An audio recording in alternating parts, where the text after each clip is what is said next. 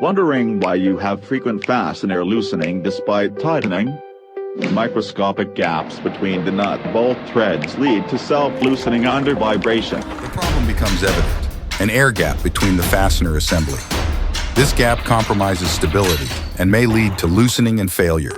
The root cause of threaded assembly failure is primarily attributed to the 85% presence of an air gap between them, with the remaining 15% comprising metal-to-metal contact. A variety of mechanical fasteners, such as double nuts, spring washers, nuts with nylon inserts, are utilized to lock threaded assemblies in place and maintain the desired clamp load. However, they are all ineffective in addressing the gap issue. This gap permits vibrations to induce side-to-side micro-movements, ultimately resulting in self-loosening. But don't worry, at SB Loctite Coatings, we have a solution to fastener failure. We will assist you in assembling fasteners, reducing costs, and improving product performance. First, we carefully select materials and apply a thread locking coating according to the desired specifications. This ensures fastener assemblies are free from loosening, corrosion, and leaks. We have 3 major products. The first is a pre-applied thread locker and thread sealant.